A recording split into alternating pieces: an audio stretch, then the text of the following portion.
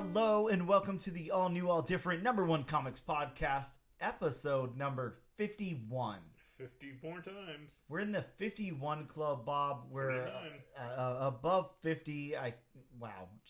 This is our last proper episode of the year. We're winding down. We just got out of holiday season. You and I just got out of holiday retail hell. Well, I guess I can't say we're out of it. We still have New Year's to deal with, but we're out of the major holiday retail hell. Yeah, out of the thick of it, I guess you could say. Either way, we're on the. It's a downhill battle. I don't know. I can't think of cool catchphrases, but either way, we kind of survived that. We're almost done with that, happily. But yeah, this is our final episode of the year proper, I guess you could say, and a regular episode. And we've got episode 51 here for you. It's exciting. It's 51. We're going back to the Energon Universe that's just been introduced. I still can't believe people like to hear us talk. It's not us, Bob. They like to hear you talk. That's okay. What they're tuning in for. They like my catchphrase. They like your hot takes and your disclaimers. So there you go. Yes, we are a weekly comic book podcast. If episode number 51 is your first episode, then welcome in. But we are a weekly comic book podcast where each and every episode, Bob and I take a look at a brand new first issue comic book. We break down the story and art, give it a review or somewhat of a review, and tell you if we think that you should move on to issue number 2 or not. We also talk a little bit of comic book and related news, even when that exists, as well as what's new at comic book shops this and next week. And this week, Bob, we will be taking a very, very deep dive into the all-new number 1. From Image/Skybound, is that correct? That's correct. In association with Skybound, right? Yes. We have Duke number 1, written by Joshua Williamson, who needs no introduction. No introduction. With art by Tom Riley. Mm-hmm. Yeah, we're, like I said, we're back in the Energon Universe.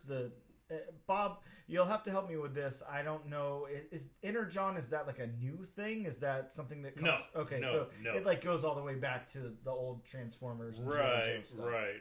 Okay. Now, were those shared before? Was G.I. Joe and Transformers in the same world or universe or whatever before? Not particularly that I can remember, okay. Especially as somebody who grew up in the 80s, mm-hmm. I love the cartoons, toys. There were some episodes of G.I. Joe where there were, subtle crossovers. I don't think they actually, brought them to light. Mm-hmm. Mm-hmm. So I guess you could say they were in the same universe without being... actually in the same universe, so to speak. Sure. Now, Bob, here's the real question. I know, I think one of these cartoons had the little PSA segment at the end. Oh, yes. Was that G.I. Joe or was that was G.I. Joe. That was G.I. Joe. Okay, gotcha. Well, yeah. I love the PSAs at the end. Oh, yeah, that's the main thing I know from all this stuff is the little PSAs. Definitely the theme songs, whatever. But we'll get into all of that later. For right now, we're going to take a quick break, and we'll return in just a minute.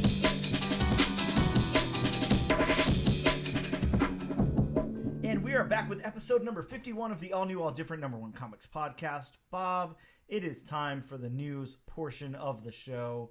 And while I don't have any huge breaking news or anything, it's the end of the year. There's not that much cool stuff going on. There's not going to be a whole lot of news. Yeah, we're wrapping up. But there is some, I don't know. I don't even know if you could call this stuff news. But there's some stuff for us to discuss, I guess I could say.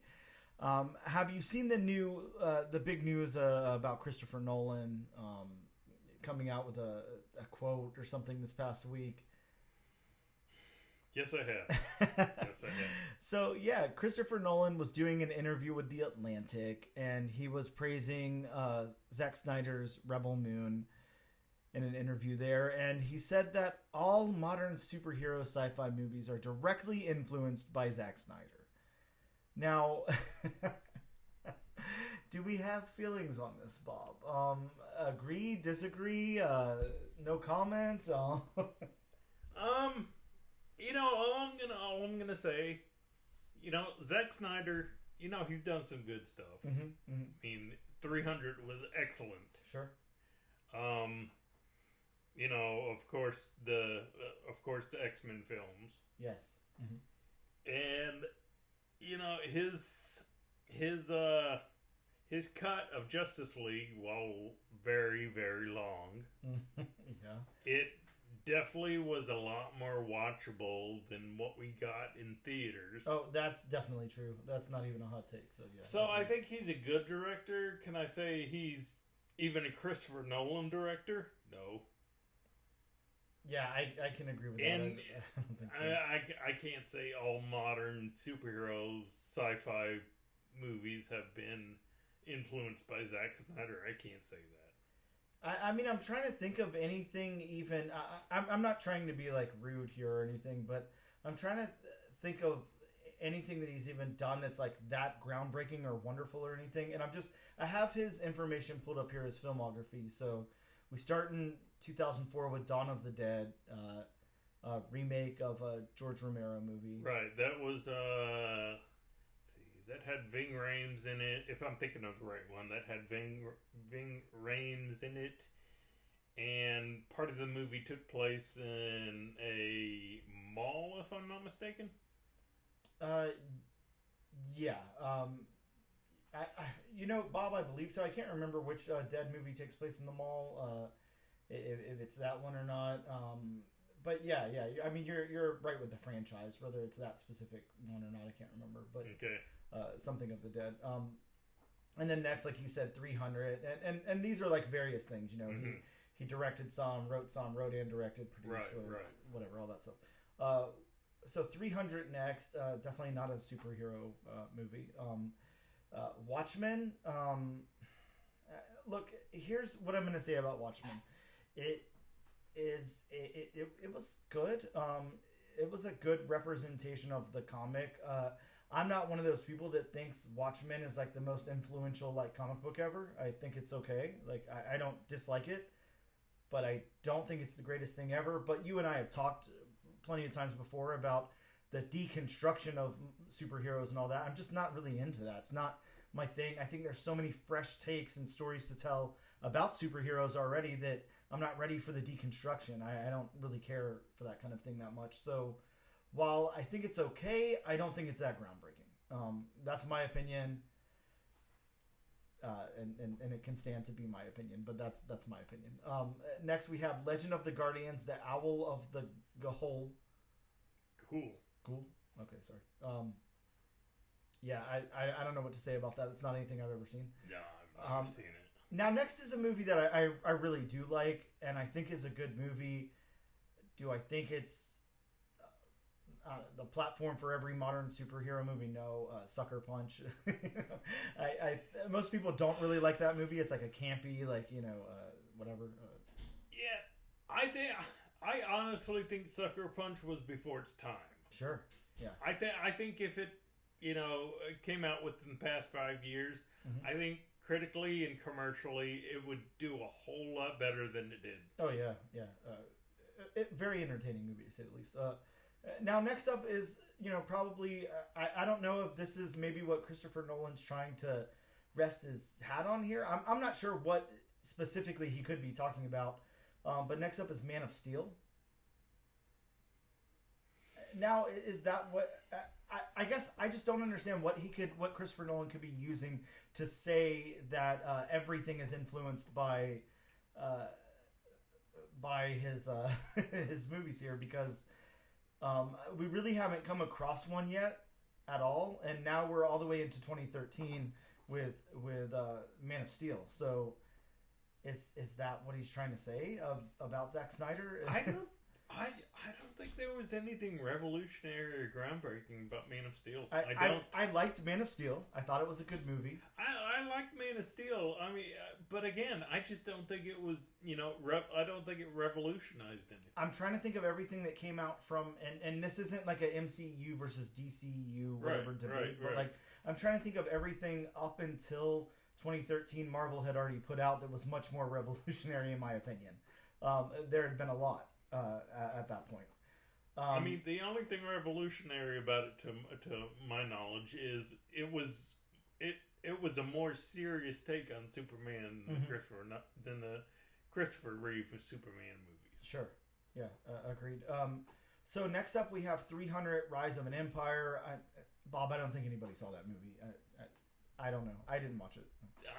Decent movie. Oh, okay. And I mean, I'm sorry, maybe hot take here. Batman v Superman: Dawn of Justice. I really didn't like that movie. I thought it was terrible. Yeah, too convoluted and stitched together. Now, Wonder Woman from 2017 was good. It was good. It was probably, in my opinion, up to that point, the best DC movie that had come out. Mm-hmm. It might still be the best. I'm still saying it. I'm still saying it's the best one that's come out. Yeah, I think I can probably agree with that. Then next up we have Justice League. 2017's Justice League. This is, of course, Ben Affleck, Henry Cavill, Gal Gadot, Ezra Miller, Jason Momoa, Ray Fisher, Jeremy Irons, of course, all of them. Mm-hmm. Bob, I think this is pretty panned for being bad. Like, people didn't like this at all, right? People didn't like it, but again, like I said, his version was definitely more watchable than what we got in theaters. Sure. It didn't seem as stitched together, whereas Justice League, what we got in the theaters, seemed like scenes just stitched together, whereas this Zack Snyder version, at least it had more of a narrative. Mm-hmm. Yeah, and we'll get to that because right now we're talking, the 2017 version, I guess. But then next up to 2020, we have Wonder Woman 1984. Now, Bob, I think that everyone can agree this movie, to say the nicest I can possibly say about this movie, has a lot of problems. A lot of problems, yes. Like, it's almost like you took somebody who knows absolutely nothing about filmmaking and had them make this movie. And the weird thing is, it was directed by Patty Jenkins, who did the first Wonder Woman. Yeah. And you look at the quality of the first Wonder Woman, and you compare it to 1984, and it's kind of like, what happened? Well, and to give him credit, like, he was only a producer on that. That's all. He didn't do anything else. But still, I mean, it's on his filmography here. We're going over the filmography. We're trying to figure out what exactly Christopher Nolan is talking about. Right. Next up, we have the Snyder Cut, of course, like we already talked about, which, we can both agree is much better than the other cut. I don't see... I'm going to say this, I guess. I don't see any need whatsoever to have a 4-hour-long Justice League movie. I think that was way, way too much. I do agree that, stuff got cut out and it got chopped up all weird for the 2017 version, but for this to be the whole realized vision, a 4-hour-long movie that had, like, way too much shit in it that could have been cut out, like, I'm just gonna say that doesn't make it good, in my opinion. Next up is Army of the Dead. And then after that, Army of Thieves, and then now we have Rebel Moon.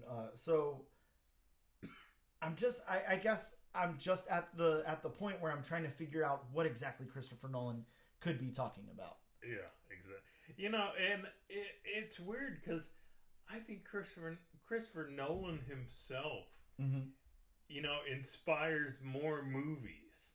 Well, yeah, definitely. Than Zack Snyder. I think directors have probably, like I said, been influenced more by Christopher Nolan movies than, I just haven't seen anything influenced by Zack Snyder. Yeah, I agree. I don't see anybody out there praising Zack Snyder for any of those. And again, the only real, I guess there's like 5 movies in there that I could think of that people, or maybe that he could be talking about. You have Watchmen, you have Wonder Woman, you have Justice League. I mean, I don't know if I'm supposed to count 300. It's not really a superhero. I mean, it's not a superhero movie, so I don't know. But I mean, you got to face facts. That may be the most revolutionary movie he's done. Yeah, you could be right there. Either way, I just think, cool. Cool that Christopher Nolan is out there praising him, and he really liked Rebel Moon and all of that. Now, Rebel Moon is like #1 on Netflix right now. I guess maybe this is like a shitty, a cheap shot or something. I don't know how to word that. But I mean, being #1 on Netflix, like on a streaming site, while that's cool and everything, I mean, it's Netflix, dude. It's like whatever the newest thing out is going to be #1, and then on top of that, you have a really big director attached to it. Of course, it's #1. Like, it would be very odd if, something that wasn't new or wasn't by a big director was #1 right now versus a Christopher Nolan movie. That would be very odd. So, it feels like it was a given that it would be #1, whether it was good or bad. It doesn't matter. Like, wasn't Wonder Woman 1984 #1 on HBO Max whenever it came out, and it wasn't a good movie. Nobody liked it. So, but it was the hot thing that came out, exactly, and everybody was watching it. Yeah, it's like, how much can you really say about that? So either way, I just wanted to kind of throw that out there and kind of discuss it. Next up, and this is kind of weird to talk about right now because I'll do my disclaimer first. We all know that Vin Diesel had already publicly talked about ending his contract with Marvel with Guardians 3. Like, he was like, hey, I had a blast, I'm done, now. So it's not like we can say he was fired or anything like that. You definitely can't say that about him. But this is the first time that Groot is not being voiced by Vin Diesel in What If Season 2. So does that mean anything? I don't think so. I mean, I think that obviously all of the voice acting was recorded before any allegations came out or whatever. But let's talk about the allegations. There's, dude, people are just falling like dominoes. It sucks. And I don't mean that it sucks for them. Like, that's not what I'm trying to say. I'm not trying to like victim shame anybody or anything like that. It's just, it sucks that this is where we are. Like, that so many people are, like, I don't know. I would never have guessed, there's so many people out there, using their name and power and everything to, negatively affect people. So that sucks. I hope, just like I hope every time I hear any of these things, that it's not true, but it seems like it's probably going to turn out to be a true thing. So yeah, unfortunately, and I mean, again, I really hate to say this, but you would think people would learn. Okay, I'm going to be in the public eye. I'm going to be famous. Exactly. I better not do anything. Yeah, I mean, look, all it takes is to just be like a good person and not do anything like that. Yeah. And if it sounds like we're being very vague, it's because we are. Like, I don't want to. These are like not proven facts or anything. So I don't want to. I hate even trying to speculate over anything like this until I know more of the facts. Yeah, we're so far removed from anything like this. I mean, we're not going to be the authority on this anyways. So just know that if you wanna look, there are allegations out there against Vin Diesel.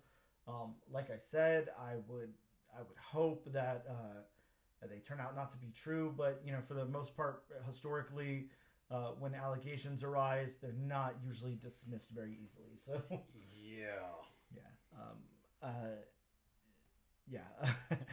Now next up, maybe I don't know if this is more positive news or not. I hate to be like a downer the whole time, but I don't know how we take this news. Bob, Wonka has beat Aquaman 2 on the day after Christmas as being the #1 movie in theaters. I think I don't know. I've heard such bad things about Aquaman 2, and it looks bad to me. But it sounds fun, a Indiana Jones type adventure. I don't know. Sounds like a fun movie, but yeah, I could never get down on that first one. We've had this conversation a few times. Right. Have you seen Aquaman 2 yet? Are you planning on seeing it?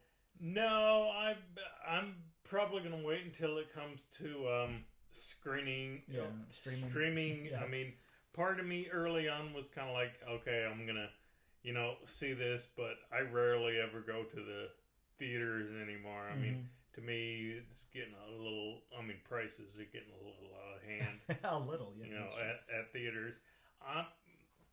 I mean, on some of my comic sites, I have read the comments that I've read a mixed bag. You know, of course, some people think it's utter crap. Mm-hmm. But then I've heard other people say, how good it is. It's so fun. Jason Momoa is a great Aquaman. Mm-hmm. Yada yada yada. So I don't know. I have mixed feelings on it. And I'll say this: we have a mutual friend who just went and saw it, and he told me, he's one of those friends. He watches everything that comes out streaming, every movie he sees, like opening night, all of that. So, he came up to me and he's like, saw Aquaman 2, and kind of a disappointed tone in his voice, and I said, was it that bad? And he went, yeah, it's as bad as you think it is. And I said, okay. I trust his opinion. He's and I'll tell you off air who I'm talking about, which I'm sure you know anyway. But I will say this: there's a movie podcast that I listen to. They pretty much talk about everything that's come out, as it comes out and all of that. Well researched. They're actually I don't know, went to school for film and everything. Some of them have made film. Very, very pretentious. I'll say that right off the bat. Like the most pretentious people you could imagine. Like they're basically sucking up to Martin Scorsese all the time and all that. Killers of the Flower Moon was like their favorite movie of the century or whatever. And like I said, very, very pretentious. But I sat there and listened to their review of Aquaman, and they talked about it for like an hour and a half, and they talked about all the pitfalls and where it fell short and how it didn't work and blah, blah, blah, and the comedy was so stupid and this and this. And then at the very end, they all recommended it. They said that it was a good enough movie to recommend. So, I don't know. I mean, I think it lays somewhere like, kind of weird. I was really scared after watching The Flash and that post-credit scene with Jason Momoa. What was the future for Aquaman? We know that this is the end of Jason Momoa's Aquaman, and possibly he'll be recast as Lobo, but I guess only time will tell if that actually materializes or anything. But I just that tone that they left him off and at the end of The Flash there, I was just like, I don't I already didn't like the first Aquaman movie, and then this just brings it down a whole nother level for me. So I wasn't very interested in watching it. I'm like you, though. Once it comes to streaming, I'll give it a shot. Flash was enough to hold my attention, but it was really bad. If it's not at least on par with The Flash, then I'll end up turning it off, just like I did with Wonder Woman 1984. I don't know. It's interesting, though, but it is, just think if Aquaman 2 would have came out just a couple of years ago, there's no way Wonka would have beat that in the box office. So no. Pretty crazy that's kind of where we're at right now, with sadly with superhero movies in general, but definitely with something like Aquaman. I think it's too low tier for anybody to care that much about, and for something as beloved as Willy Wonka and the Chocolate Factory, that's I don't know if we have any high hopes for this incarnation of Wonka, but just the story overall, I think probably is going to be much more people are going to look much more forward to that than something like Aquaman 2. So. Right. So that's kind of where we are. That's really all the news I had, Bob, unless you have anything you want to throw out there. But a very light news week. We'll take a quick break, and then we'll talk about some of the new books that came out this week.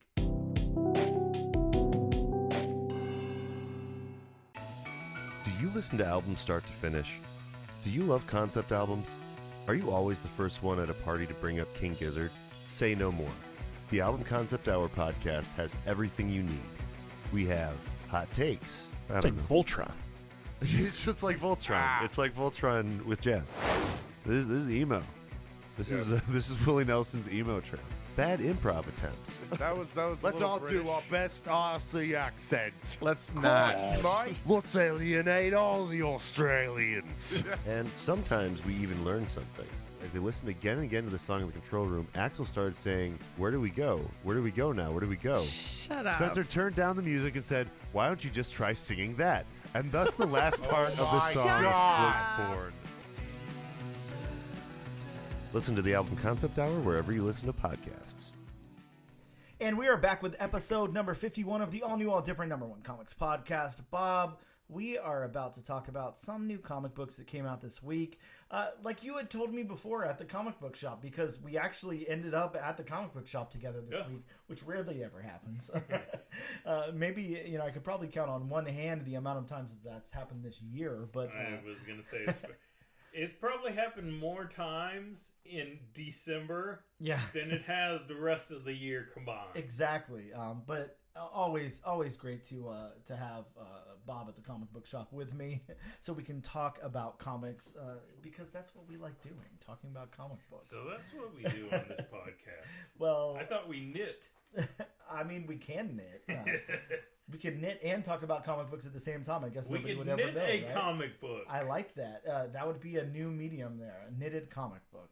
I want somebody to take the time and effort to knit a comic book. Every single page, every detail. Just imagine. I'm trying to imagine, like, even just like on like a blanket or something, getting like a full picture and making it look good. Much less like a like panels. Like knit a Hulk 340. Oh yeah, that'd be nice. Ooh, yeah. Maybe we could get a knit version of that nice Bill Sienkiewicz Wolverine Predator cover that came out this week. That would be nice. Bill Sienkiewicz, if you're out there, hit me up. But yeah, let's talk about some of the new books that came out this week. Oh, and the point of my story there about us being at the comic book shop together was, like you said, this is one of the smallest weeks for comics in a long time.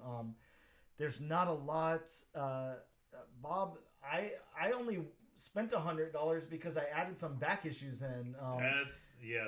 That's a low week for you. Yeah, very. I mean, I can't think of the last time I spent $100 on comic books. It's usually a lot more than that. So, yeah, I guess good for me. But not much this week. So let's first of all, Marvel. We had a Gang War tie-in, #1. So this was Deadly Hands of Kung Fu, Gang War #1. Freaking amazing covers on this one. There was a Stormbreakers cover who I can't remember who it was by, but then you had that regular David Aja cover that was phenomenal. That's the one I picked up. There was only one copy of that Stormbreakers cover left, and it was a little bit damaged in our shop. Otherwise, I would have picked up both covers. So I guess maybe that's why I barely broke 100. But next up, we had Giant Size Superstars #1 facsimile reprint. Bob, I mean, I don't even remember seeing this one, if it was there or not. I don't know. Maybe our shop didn't order very many, but not something I was planning on picking up either way. Next up, we had Miles Morales Spider-Man 14. Of course, I picked that up. That is a Gang War tie-in. We've got Timeless #1, which, the end of the year, they're doing on Timeless every year. This has the debut of 2 new Marvel icons. Now, what can that mean? What exactly is a Marvel icon, I wonder?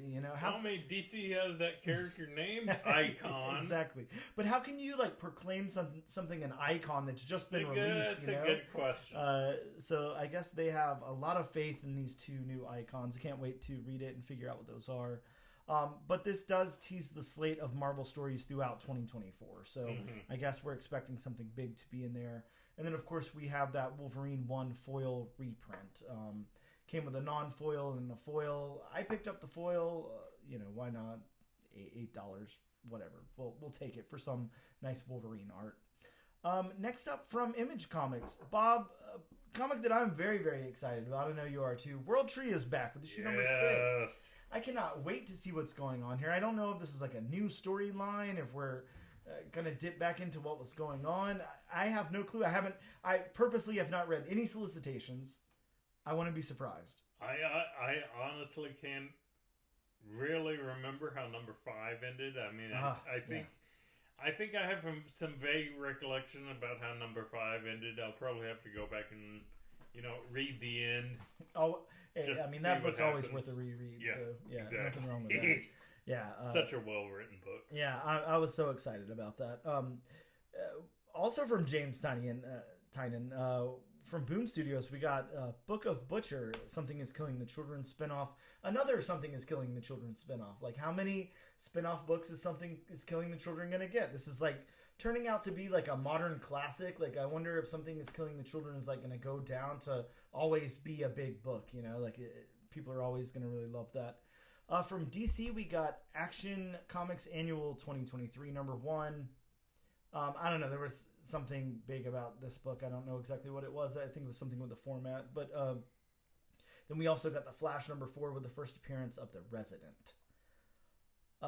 We got a Valiant book, which, God, I can't even think of how long it's been since I've seen Valiant on the stands. I know. I've never read Valiant. You never read Valiant? Man, Valiant has some phenomenal books. I've never read Valiant. Harbinger, one of...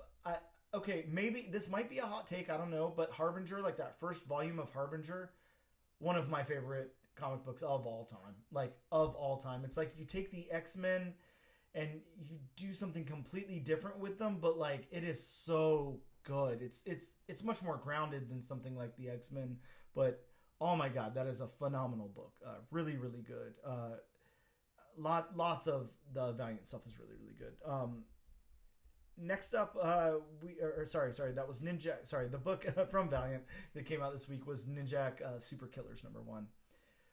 From Uncivilized, a book that Bob and I really, really love. The Sickness got a 3rd printing this week.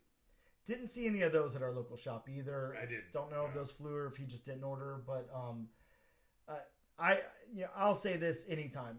Even if you can't find an issue number 1, like any Sickness you see out there, pick it up. Like, it doesn't matter. If for nothing else at all, even if you can't comprehend the story because you missed issues like 1 and 2 and you're just picking up 3 or whatever, like Jenna Chaw's artwork is just going to blow you away, like completely blow you away. And it's worth it just to stare at the beautiful pictures. And yeah, it's so good. So insanely good.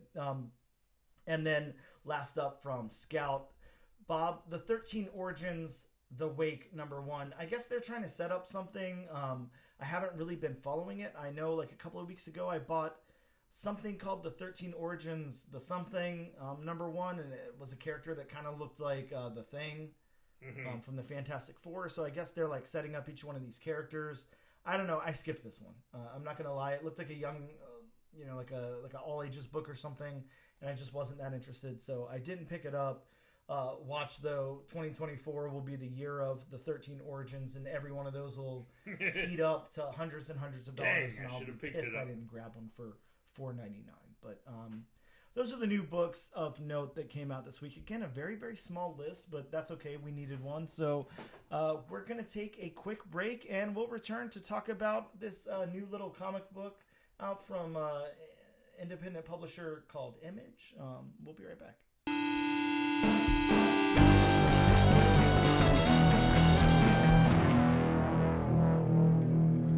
And welcome back to the all-new, all-different number 1 comics podcast, episode number 51. Bob, it is time to talk about this new Image Skybound Energon Universe book, Duke. Duke issue number 1. We've got it right here in front of us. We both just read it. I read it 3 times. Wow. Yeah. That impressed? I'm going to save what I think about it till the end because I'm going to say this right off the bat. And I think, this is probably pretty obvious in our opening here. Right. You are like a Transformers, G.I. Joe guy. That stuff really appealed to you. Now, I've never been opposed to any of that stuff, but I never got into it. I was Power Rangers, Ninja Turtles. That was like my thing. I even like GoBots. Well, there you go. That's a deep dive. But yeah, I never got into these things. So, so it's much more your wheelhouse than mine. So this is like, if you know anything about me, maybe, the listeners probably can't tell this just by listening to the podcast or whatever, but like, I can't let anything go. Like, I have to like research everything like to the fullest extent, like as much as I can, all of that. I don't like to go in blind on things without knowing information. And, that's a lot of information to gather on both of those franchises. Oh, yeah. Lots of deep, rich history that's been going on, in cartoons and comics and movies and all this. Like, there's so much years and years and decades of material there to go through. And, like, I've just never felt up to the task to doing that. Even something that I love, like Ninja Turtles, Michael Bay put out those movies. I watched the first one, then I was like, I'm not gonna do this again. I don't really care. I haven't even watched Mutant Mayhem because of that, and I know that has nothing to do with him. But I was kind of like, maybe this stuff isn't really for me. I'm reading comics. I like that. Like I don't know if I have time to get into all these little pocket dimensions of all this stuff. But no, if I'm interested in something, I mean, I look up pretty much all I can, research all I can. Yep. Like, Star Wars, I'm a huge fan. I'm sure I know more about Star Wars and, than, most people, or at least I'd like to think. More than George Lucas, that's for sure. But maybe not that much. Yeah, but yeah, this is new to me. I'll say that this is new to me. I can't even say I know the basic story. Once you strip it down to its, I know G.I. Joe was like army guys. That's what I would equate it to. Like they're dudes in the army or something, or maybe they're like a special force, like a special team of army guys. So they're not even army guys. They're kind of like a Task Force X who aren't villains. Okay. They're like a special ops unit. They're like the Green Berets of, I guess you would say, the army, so to speak. Okay, understood. Yeah. So again, I can't even recant, something like that. Same thing with Transformers. They're robots in disguise. They come from like another planet and then come here and do something. And there's two like factions of them, and they fight against one another. That's all I know. Somebody who's completely ignorant, to this kind of thing, and somebody who knows a good deal of it. So I was going to say, that's why I'm here. Yeah, we got a good mix. So, that's good. But let's get into the creators really quick. And then I think I'll mix it up this time. Normally I read the synopsis to the creators, do my synopsis, or my retelling, whatever. We'll go different. We'll go the creators first. So this one's written by Joshua Williamson. If you don't know who Joshua Williamson is, pause the podcast, go read a whole shitload of really good comic books, and come back. But no, Joshua Williamson is a Portland-based creator who has lent his talents to Image Comics, DC Comics, video games, and more. He wrote The Flash after DC Rebirth, the DC Rebirth relaunch in 2016, amongst other things. But that's what his Comic Geeks page is saying here. So let's go over some of his accomplishments. Again, The Flash, he's written from 2016 to 2023. He's done a lot on The Flash and kind of just stopped there at he's dipped in and out, but it looks like June this year, was kind of the end of The Flash for him, with that special issue 800. Next up from there, we have Birthright. If you haven't read Birthright's really, really good. It's awesome. It's from the same imprint of Skybound from Image here. Really, really good story if you haven't read Birthright. Nailbiter. Bob, have you ever read Nailbiter? I have not. So we talked about Where Monsters Lie a little bit throughout this year, a book that we both really liked a lot. And it's not the same book at all. It's not the same thing. But what Nailbiter is, and it's been a little while since I've read it, but it's a horror book, and it's like a community of serial killers, and then it goes into a bunch of other different directions and stuff. But it's really cool. It's not anything like Where Monsters Lie, but other than it shares that similarity. But really, really good book. Really good horror book. Came out, I want to say, it started in 2014, and now I can't remember when The Walking Dead started. I think The Walking Dead was before that, I'm guessing. Yeah. Maybe like 2011 or something. But yeah, it was kind of in that pocket. Everybody was talking about like horror and indie horror books. It was like a big thing. So this was a big indie horror book. It lasted all the way till 2017. It was a really good book. He also worked on Captain Midnight for Dark Horse, Ghosted for Image. He did Robin over at DC, did Evolution at Image, Batman, Superman, Dark Ride. If you've been reading Dark Ride from Image Comics, that started in October of last year. He's the writer of that book. I'm dude, that book hands down is one of the greatest Image books out right now. So good. Let's just say Joshua Williamson has done like a lot of really, really cool things. And, you know, we know him already because one of the books that we loved from DC this past year, Superman, he's the writer on. So, yeah, you're writing on Superman and you're making that like a really, really good, compelling story that Bob and I both want to read. Makes you actually care about Superman. Yeah, I mean, from two dudes who, you know, I mean, we like Superman by proxy, of course, but like, when's the last time you can think like you've been collecting and actively reading Superman, you know, month to month or whatever? Like, never.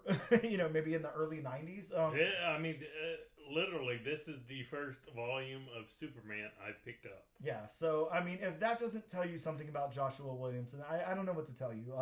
Go out. If you need some more convincing on Joshua Williamson, I will just say pick up 2 books. Pick up Nailbiter #1, pick up Superman #1. You will instantly be like, this is one of my favorite comic book writers in the entire world, and I love him now. So that's really all I can say about that. We have Tom Riley on art here, and Tom Riley has worked on The Thing over at Marvel, the book from that ended in the middle of last year, the Thing like mini series. I don't know how many issues that was, 6 issues, I guess. Really, really good art there. He did an Ant-Man 4-part mini last year as well. Some fantastic art on that. He was the illustrator on, he was the cover artist on the Wasp that we covered here on the show. All those covers really, really good. If you remember those, that was a 4-part mini. Each cover was really, really cool. Yeah, the first cover with all the Wasp on it. Yeah, that was really good. Yeah, really good stuff.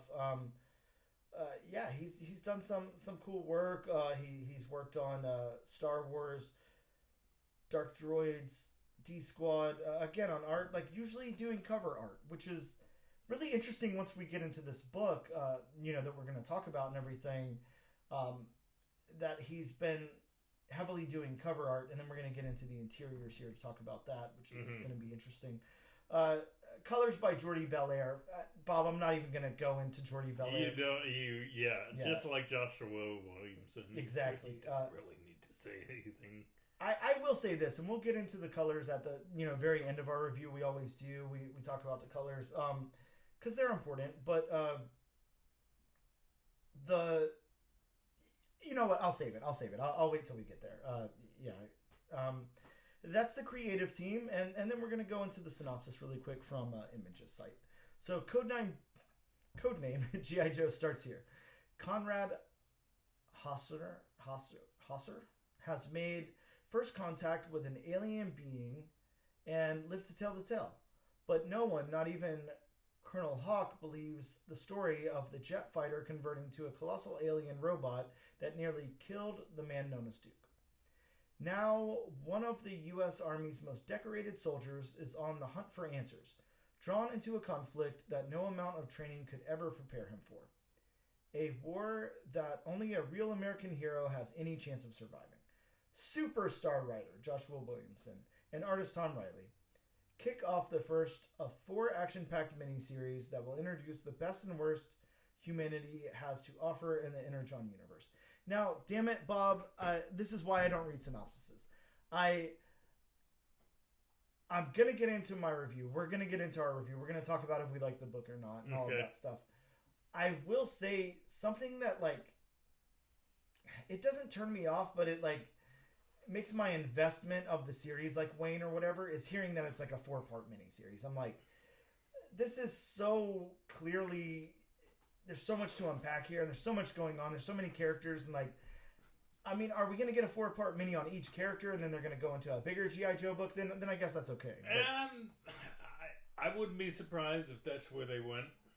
And I kind of had a feeling when this first came out, you know, they were going to keep it to a mini series, considering this isn't, you know, the main thing. So I figured the 4-part mini would lead into, you know, a massive series. Yeah. Yeah, I don't know why, man. I can't lie. I hate hearing that unless it's like, something brand new, creator owned, whatever. Anyways, that's just it is kind of disappointing just how being how well written this book was. Yeah. All right, now let me go into my what I wrote up here on it. Duke opens with Colonel Hawk recounting Duke's accomplishments and asking him to return to. I wrote the army. I didn't know. Okay, so return to whatever they're doing there. Return to the team, right? Duke becomes upset when Hawk and others don't believe him when he tells everyone he encountered a robot which, unknown to him or anyone else, turns out to be a transformer. He states his mission to find the flying robot and take it out. Flash forward to 6 months later, he turns up at a UFO and conspiracy theory convention and meets Dr. Burkhart. She shows him all of her proof of a massive cover-up involving high-tech vehicles and weapons at a major military-industrial complex. Duke then breaks into the building of Mars Industries that's housing all of the tech that Dr. Burkhart talked about. He's then caught and kind of beat up and kicked out as the boss in the shadows tells the men who kicked out Duke not to kill him. Duke tells Dr. Burkhart what happened over the phone as he travels to her. When he gets there, the building is riddled with bodies and bullet holes everywhere. A dying Dr. Burkhart hands Duke her last piece of research that wasn't stolen, and as she dies, she asks Duke to find the truth. A SWAT-style police force then enters and tries to take Duke out as he jumps out the window. Hawk then receives a call telling him to find a way to stop Duke, and Krieger, is that the right name? Okay, Krieger tells Hawk it will be impossible to track down Duke, with Hawk replying, "We will bring the best to bring him down if we want to track down an American hero." We then get a full-page letter from Joshua Williamson, followed by a 4-page preview of Cobra #1. So that's kind of what happens there. Let's get into the story. Okay. And a dog, choking in the background, but coughing, whatever's going, reverse sneezing, whatever the vet's calling that. Please be aware, listeners, the dog is okay. The vet tells me it's just reverse sneezing. I don't know why it happens so often, but it does. So either way, back to this world, back to the Energon Universe here, where there's not dogs reverse sneezing. I don't think, or maybe Joshua Williamson could include that in a later issue. Well, but if they introduce Snake Eyes, he owns a dog. Oh, okay, good. Maybe the dog will reverse sneeze there. Let's talk about the story beats, Bob. How does this work for you? This kind of goes from Bob. This is set up like an action movie. This is I'll go first. These story beats are phenomenal. This is so well written. It's paced very, very well. It's no bullshit. It just gets straight into it. We get a little bit of exposition there from Hawk talking to Duke and trying to recruit him back and trying to get him that psych evaluation. And he's not having it because he's like, I'm not crazy. I know what I saw, and I know I'm right, and I'm not crazy. Yeah. I'll prove it. Dude, these story beats are good.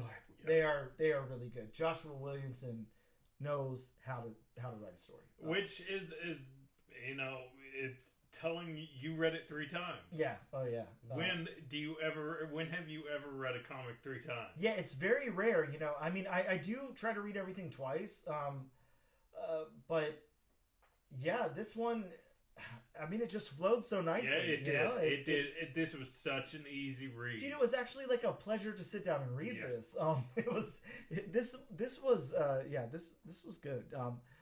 And I will say, to be able to take somebody like me who has no attachment to G.I. Joe, who has no history of G.I. Joe, and I want to sit down and read this that many times, is an accomplishment. Yeah, I gotta say, though, right when I said this is such an easy read, I was thinking to myself, but I'm kind of biased. well, good. Know that I am not biased, and this is a very easy read. A very, very easy read. How about the narrative? Look, the narrative works well here. We're talking about the same guy who wrote Superman. Narratively speaking, he's got a great point of view from these characters. I like the narrative also because, Joshua Williamson does not try to make it, the most complicated thing ever. No. I mean, he tries to. I don't want to say make it simple, but I mean, he does what he does, but he does it so well. Here's one of the things that I really like about Joshua Williamson's writing so far. And if I just want to take these two examples, I just want to take Duke and Superman, because they're two existing franchises that are like, really long history, like really dense history, lots of stuff behind them, whatever. But you take somebody like me who really hasn't read a Superman probably the last time I read a Superman comic was when we got all the cool gimmick covers of like the cyborg Superman, foil embossed, and Death of Superman and all that. That was the last time I was reading Superman. I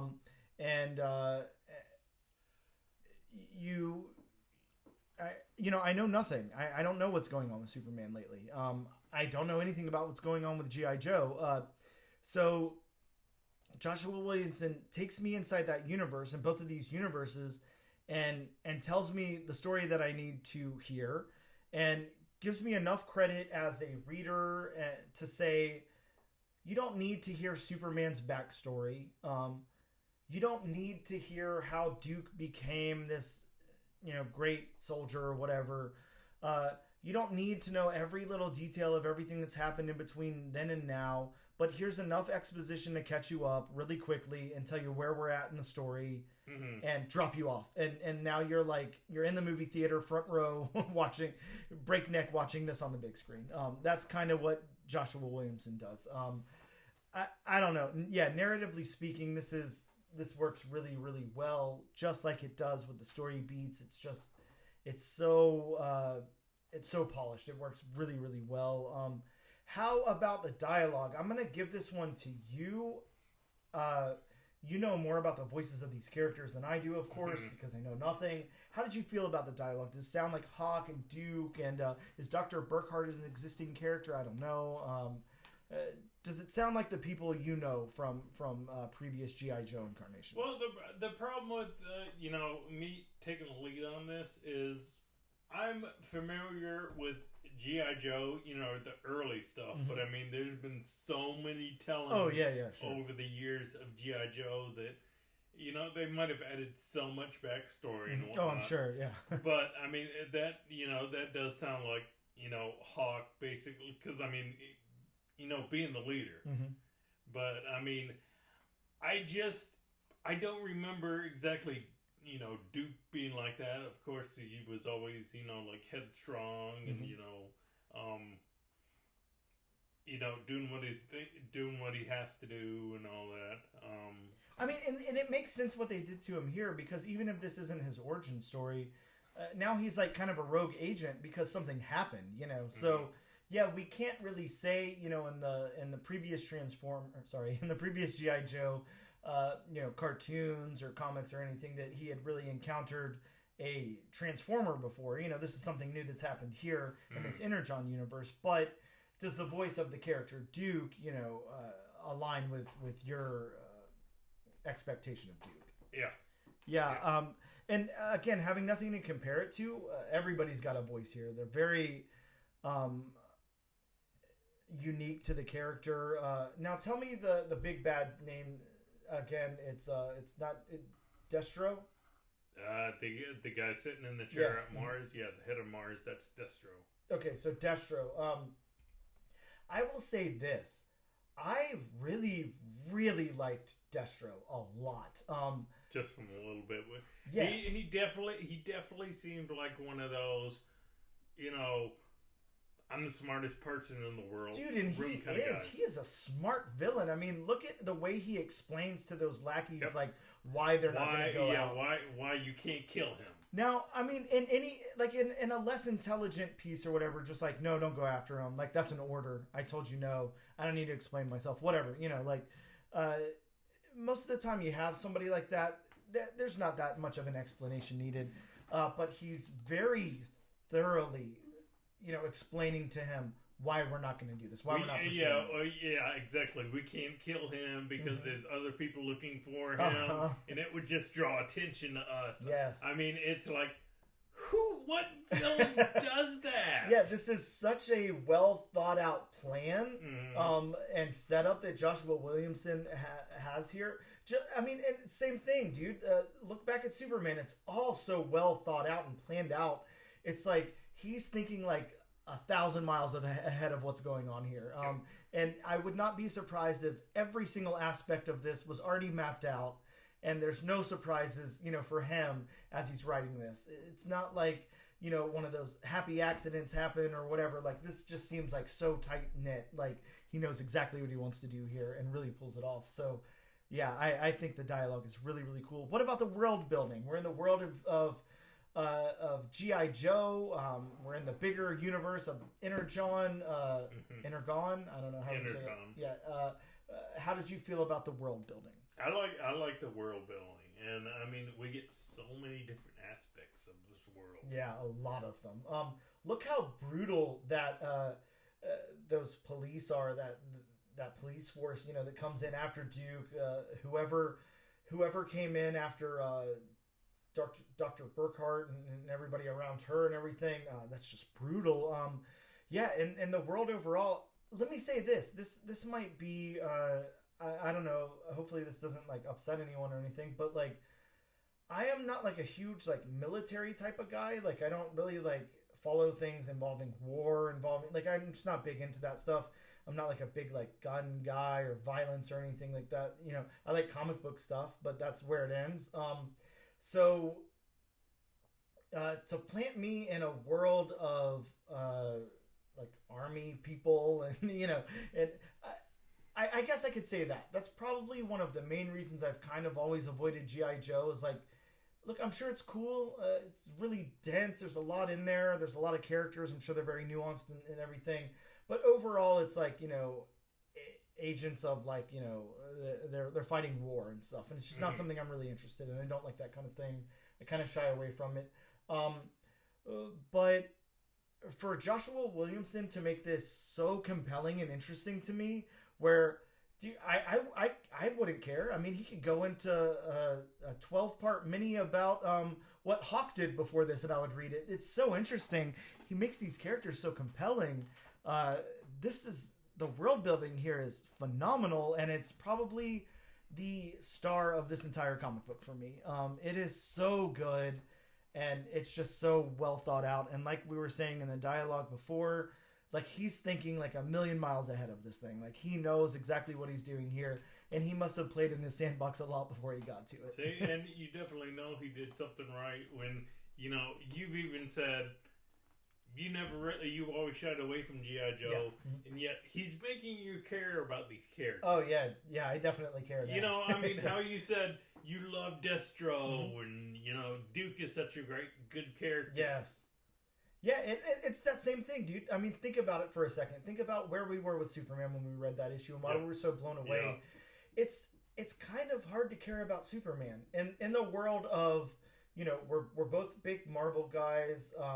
We have like really like flawed Spider-Man type of characters and X-Men and stuff like that. And you take some perfect hero like Superman. And sometimes it's just like, who cares? A hero who's basically stronger than everybody. He's got more powers than everybody. Exactly. It gets less interesting when they're so overpowered. Yeah. They're invincible. And it's just the Boy Scout and all that. But no, not at all. You read like 2 pages of that Superman book and you're like, never mind, this is like one of the greatest things I've ever read. Yeah. Why is that? Because of the writer behind it. Because Joshua Williamson sure as hell knows how to tell these stories. So let me stop gushing on Joshua Williamson for a second. We'll take a slide over to Tom Riley and talk about the art. How about the characters here? How about the character art? Everybody we've got here. I'll take the lead just because you're kind of flipping through right now, so I think you might be looking for something specific. But I love this art style. This art style is so good. I will say this. There's a lot of different ways this could have gone. You could have had that very flawless look to it. Something really vanilla that works, and it would have been a lot less interesting. This is... I don't know how to say what this art is. It's just different. See, and you were just talking about the art, and you just said you could have had something flawless that was Manila. Say, Superman art by Jamal Campbell. I mean, we loved Jamal Campbell's artwork. Oh yeah. For this book, I don't think that would have worked. I agree. Yeah. I mean, being that it's about a military branch and being what it's about, you want something that's a little bit grittier, a little rougher. More darkness to it. Yes. This art is really, really good. I really, really like it. It's like on full display. It goes all over the place. There's panels where I see so much detail and so much expression and all of that. There's panels where they're basically just in the background. You've got it open to a panel right now that's nothing but shadows. His shadow work is just on par. Like everything in this whole book just runs the full gamut. Like it's like you go everywhere with this artwork. It is very, very good. The characters are very, very well drawn here. They look wonderful. I mean, I have it open to this page, and you see a panel of just a statue. Yep. In the Mars headquarters, lobby. Yep. And you go from something. I mean, even just a statue. I mean, just how detailed it is, how majestic it is, and then like you said, we get to just a page of nothing but shadows. Yeah. This art is really, really good. Tom Riley was such a good choice for this book. Yeah. I mean, dare to say, I think he was the perfect choice for this book. I don't see anybody else pulling this off the same way. Well, I mean, it's just like we've talked before about, you could have, two superstar team. That doesn't mean it's going to work. Yep. No, completely agree. You need to get the right artist, in the right writer, and I think Joshua Williamson and Tom Riley was such a great choice. It was the dream team for this. Yeah, I agree with you. So let's go over to the backgrounds. I don't know, Bob. This is like a different kind of thing. There's not a lot of backgrounds here. You're a big background guy. I think sometimes whenever we need a background, like you got that first appearance of Destro there, and there's a lot of background, very detailed. But for the most part, background is a secondary thing in this book. Yeah. Give me your thoughts, and then I'll give you mine. Oh, the backgrounds. I mean, in Destro's, I guess, throne room, you would call it. With the fire surrounding the chair, and then all the instruments of torture. Yep. In the background. And I've got it open to a panel where Duke is looking out over the factory floor, and I mean, I know this won't mean much to you because you're not a GI Joe fan. I'm not exactly sure what the exosuits are, but the tank-looking things, they're called his tanks. Okay. So they do exist in the G.I. Joe universe. Ah, okay. So that's just such a great nod. And let's see, stalling for time so I could look for it. That's okay. You look and I'll give some thoughts. Yes, please. My thoughts on the backgrounds are this, and I think I said this about somebody recently. It might have been in our last episode, actually. I'm not too sure, but I will say Tom Riley is very, very good at putting in background when background is needed, and to him, it's not always needed. To him, sometimes we're very up close and personal with what's going on with the character, and we have that point of view, and we've got solid color back there, and it works so perfectly. And then sometimes it is jam-packed with so much going on in the background, so much detail, that, yeah, I mean, it goes from one extreme to the next, and it's not jarring. It feels natural, and it feels focused and very intentional. I'll say that. So, while, you were stalling, thank you, so I could look for that page I was looking at. But speaking of backgrounds, this is right after the 6 months. 6 months later. Uh-huh. Yes, Yep. thank you for telling me. We get to this. We get to the panel of just seeing the books on, his passenger seat, which he's been, studying before he gets to the conspiracy theory group that he's going to see. But you see one book that's just it says UFO on it. Yep. Of course, about UFOs. And then you see one book which you can't see the bottom half, but it's called Mindbender, and it has a giant brain on it. I'm just gonna point out, since you know nothing, Dr. Mindbender is a character in the G.I. Joe universe. Okay, good. So it's like a little Easter egg to that. It's okay. like a little Nice. Easter egg in the background. Ah, very cool. Yeah, I love that. And again, like I was kind of trying to explain at the beginning of this, there is, wow, that's a very intense dog coughing there. But yeah, there's so much here for me as somebody who knows nothing about the source material. And then there's Easter eggs in here. They're not like hitting me over the head, hitting you over the head with them. Of course, you're going to recognize a lot of these characters. You're going to recognize names, all of that. But the subtlety of what's going on for somebody who doesn't know much about it is wonderful. Very wonderful. But yeah, the background's great. How about the locations, Bob? We kind of go all over the place here. I think there's a lot of locations to talk about. We have, I don't know, the headquarters that Duke and Hawk are at. We have Duke then, traveling 6 months later in his car to, it looks like, he's in Washington there, and he's meeting this conspiracy theory group wherever they're meeting at. Then we go into the Mars headquarters. We see Destro and his, like you called it, the throne room. Then we go back to where Dr. Burkhardt is, and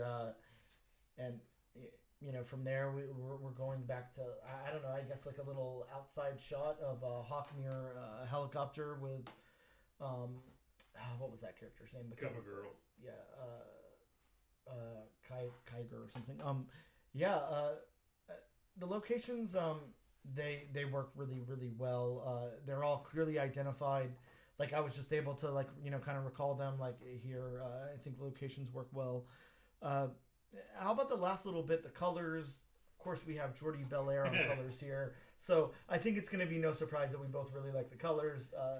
The colors, like I said, I mean, you want, in a book like this, you want the darker tones and all that. Yeah. But I must say, especially in the panel where Duke sees all the bodies lying on the ground, and I mean, it is just a red, I mean, not bright red, but it is just that crimson blood red hue. Yeah, dude, those whole two pages, nothing but blood everywhere. That is so awesome. Yeah, it looks wonderful. Yeah. And how about this? This says a lot about Jordi Belair as a colorist, because it would be easy to dismiss colors, to just say, I don't know, they look good, whatever. Take somebody like, one of my favorite colorists of all times is Laura Allred, who works with her husband, Mike Allred. They do Madman, they did Silver Surfer, they did that FF book. Very, very distinguished, very stylized, very easily identifiable. The second you see a Mike Allred piece along with Laura Allred, or just Laura Allred by herself for that matter, whenever she colors, it's very, very identifiable to Laura Allred. It's her style, it works, it's done very well, whatever. Sorry to cut you. No, you're fine. But as a comic fan, when you're reading a comic, I mean, it like you said, it's easy to dismiss colorists and saying, it's just colors and all that. But you could have a great artist working on the book. You could have, I'm not going to use Alex Ross because he does his own colors basically. But I mean, you could have like McNiven or probably even Ramita Senior. Drawn the art. But if you don't have somebody who can put the right colors with the right kind of tone on everything, then I mean, the art may be beautiful.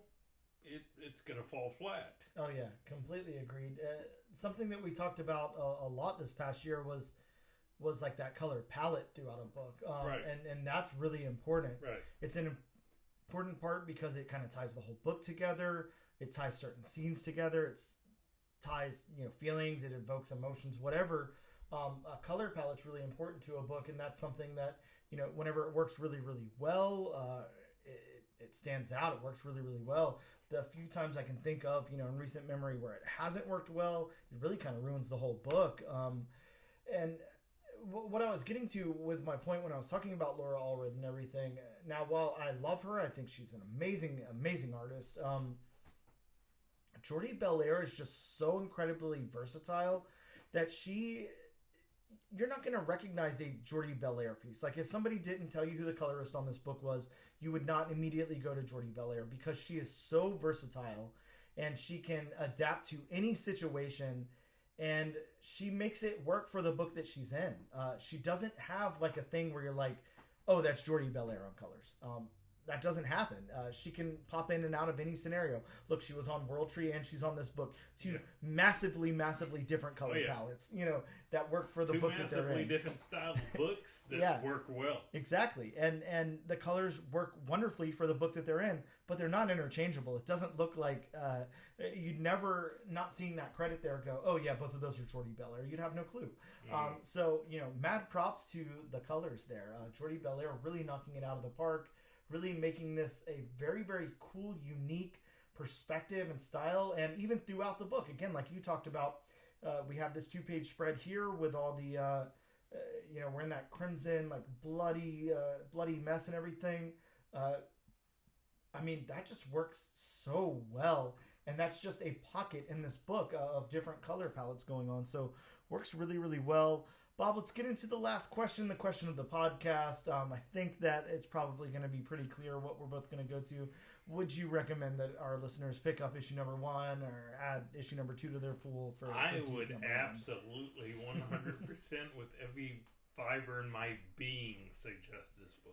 Yeah, it's going to be so weird. I mean, you've sat here and heard us talk about all of this stuff about the book, all the good. We really haven't pointed out any bad. There's not much that I can think of here.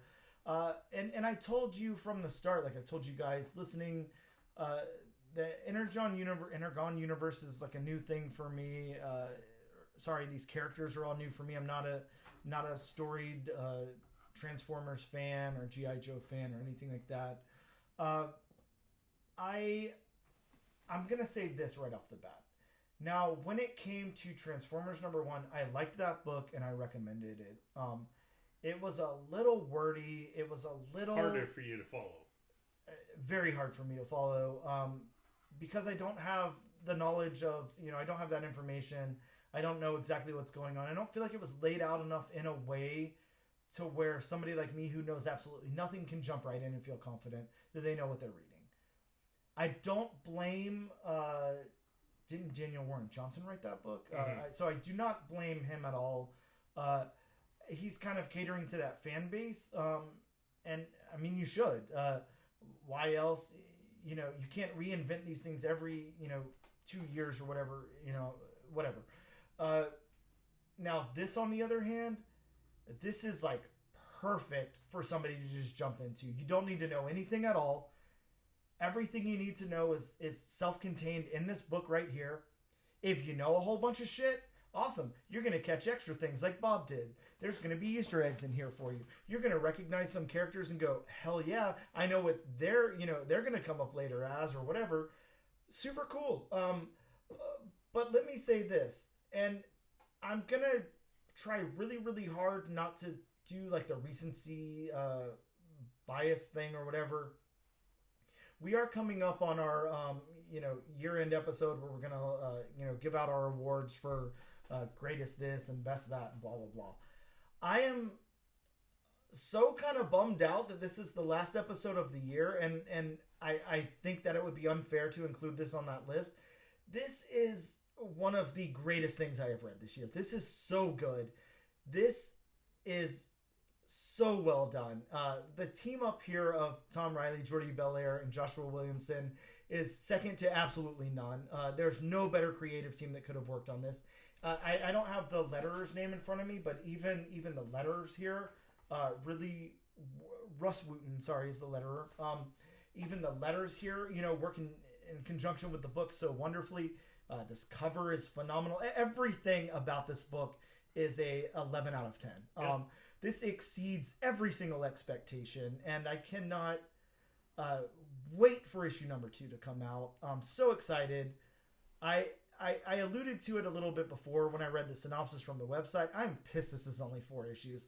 I want this to go on forever, and I would continue to read every single issue. And Joshua Williamson, if you're out there listening, maybe that will light a fire under your ass to do a volume 2 or something, because holy shit, this was really, really good, and I'm really impressed with this.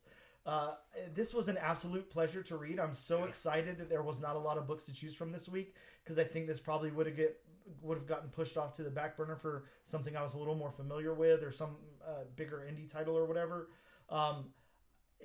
This is like top-notch comic book storytelling here, and it is really, really good. And I'm really happy I read it, and I absolutely must say you have to add this to your pool. Call your local comic book shop right now and make sure that issue number 2 is in your pool box. Is all I can say. So, yeah, you heard it here. If you're a G.I. Joe fan, great. If you're not a G.I. Joe fan, good. Yeah. You can still read this book. Yeah. Fantastic. Either way, you're going to have a very good time. We will be right back.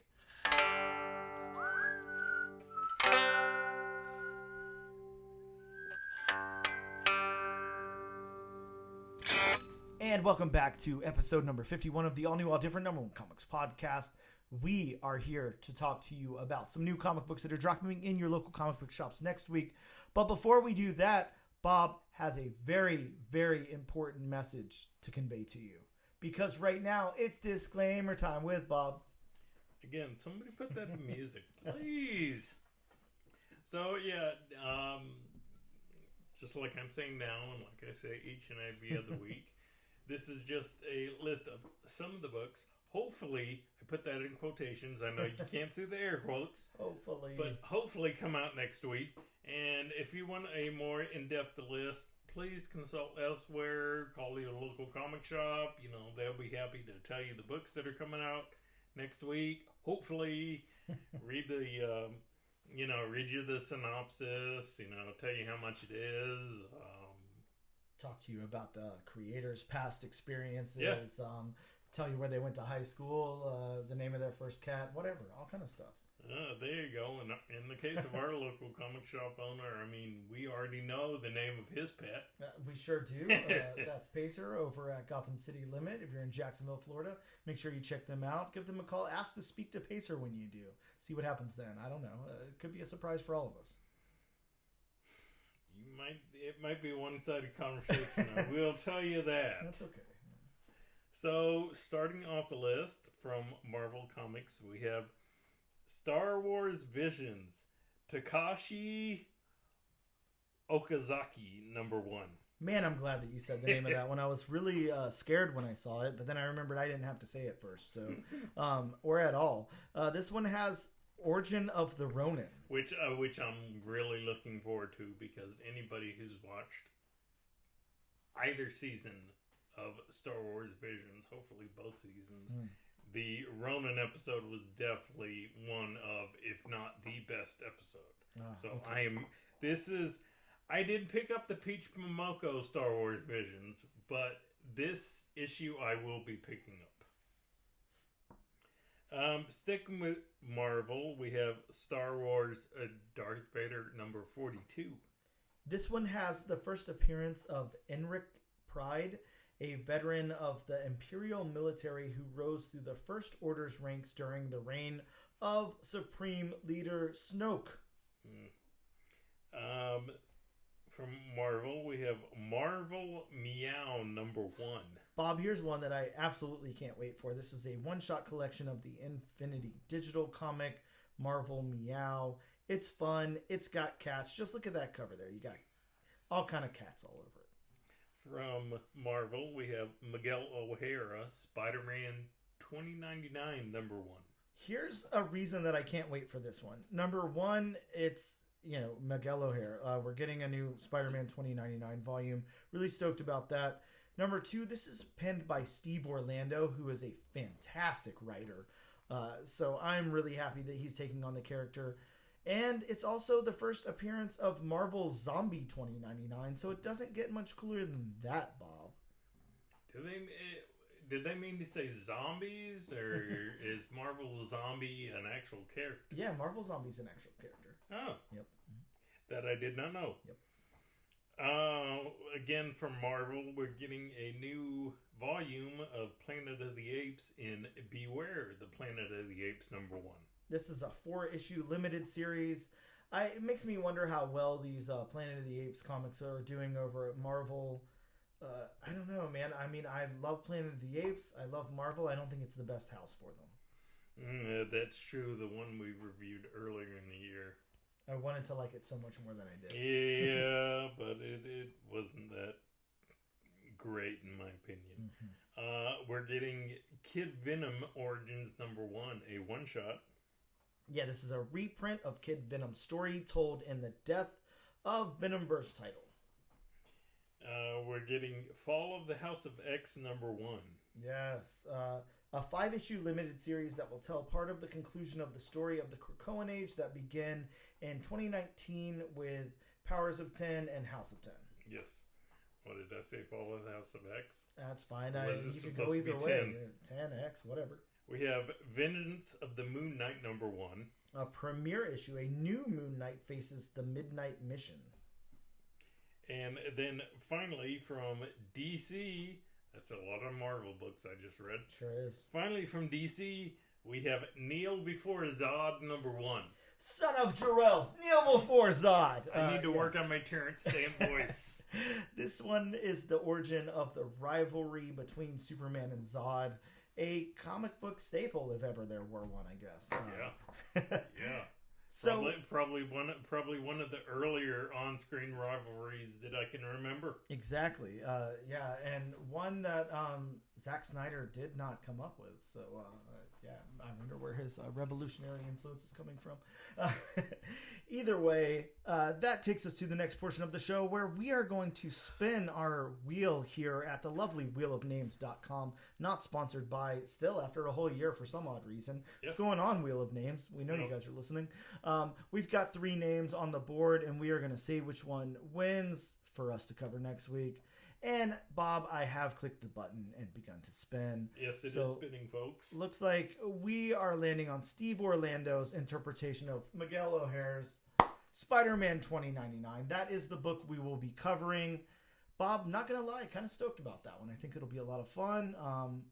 That's the book we're going to do. But we're going to wrap this thing up, Bob. Before we do, just want to make sure that you guys know where to find us on social media. You can check us out on Instagram at ANAD_1 Comics Podcast. We are on X at ANADNO Comic Pod. We're also on TikTok at ANAD1 Comics Pod. And on YouTube under the Comic Book Channel. This and every single week, we would absolutely love to give you a copy of the issue that we covered. This week being Duke number 1. Trust me, if you can get a copy of this for free, you're doing damn good. Yeah. All you got to do is use the hashtag AllNewAllDifferentNation in a social media post of your choice to be entered in the giveaway. And thank you guys so much for tuning in. That wraps up 2023 for us. We'll see you guys next year whenever we cover Marvel's new number 1, Miguel O'Hara, Spider-Man 2099. Thank you so much for tuning in, and thank you for a wonderful first year here at the all new, all different number 1 comic.